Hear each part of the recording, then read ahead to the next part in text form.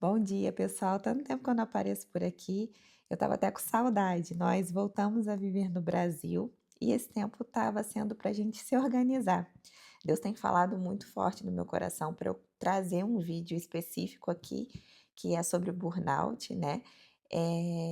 E hoje o Gabriel foi para um compromisso. Eu falei, eu vou gravar porque eu tenho ficado incomodada pelo Espírito Santo para gravar esse vídeo.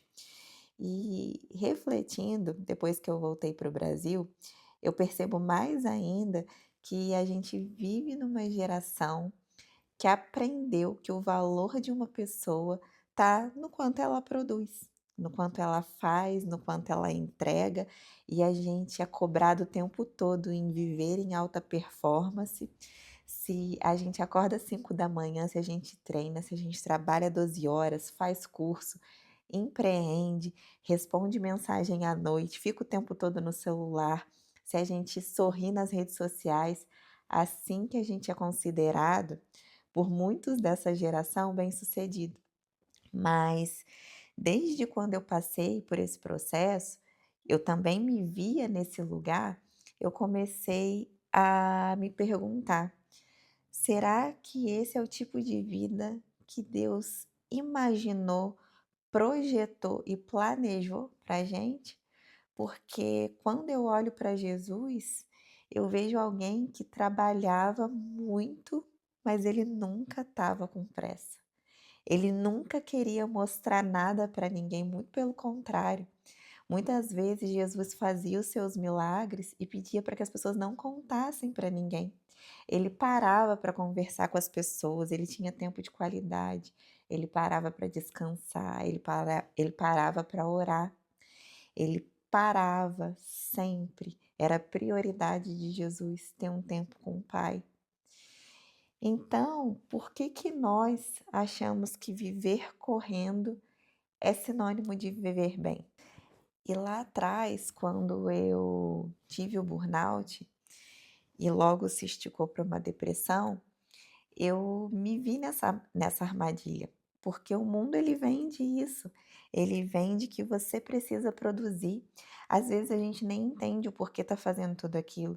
Não é por dinheiro, não é pelo nosso caráter, nossa índole de querer aparecer, não é nada disso.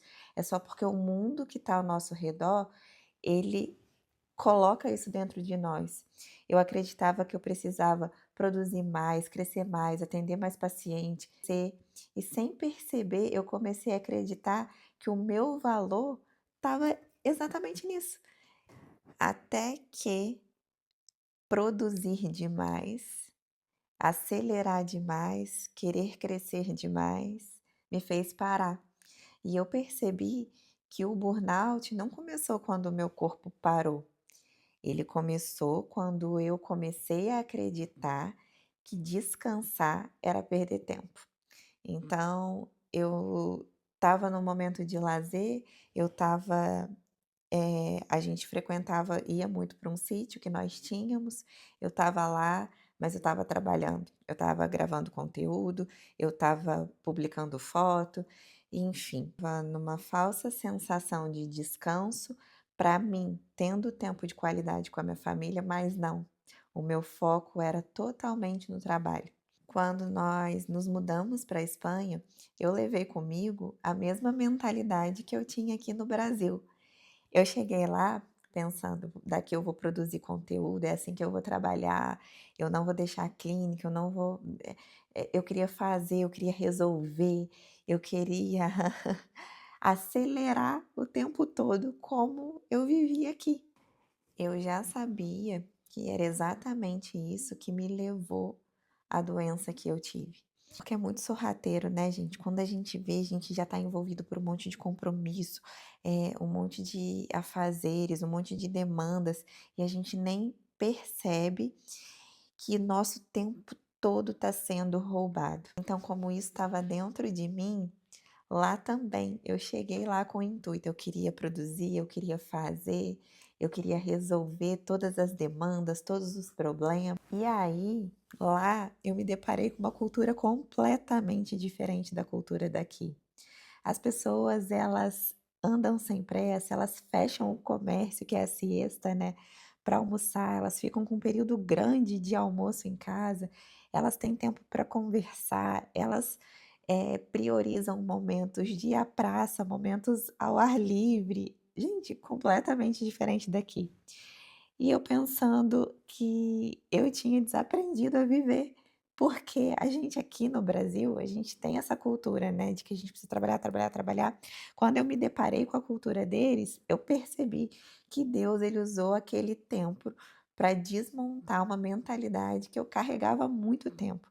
Então Deus, ele é tão perfeito que ele me tira daqui e me coloca num lugar para eu aprender que eu não sabia viver. Eu não sabia quais eram as reais prioridades da minha vida, aonde eu deveria colocar tempo e energia, eu não sabia. Não existe nada errado em trabalhar. O trabalho, ele é uma bênção de Deus. O problema é quando o trabalho ele deixa de ser um presente e passa a ser o senhor da nossa vida. Uma agenda completamente cheia, ela nos afasta de Deus, ela nos afasta do nosso propósito, ela nos afasta do projeto que Deus criou para nós.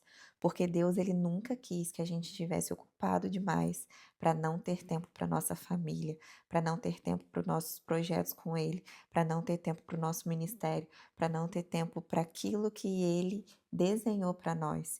E Deus ele não desenhou para nós uma vida cheia de sobrecarga, de problema, cheia de cansaço, cheia de esgotamento mental. Deus ele não espera isso de nós, que a gente acorde todos os dias estressado, que a gente acorde todos os dias cansados.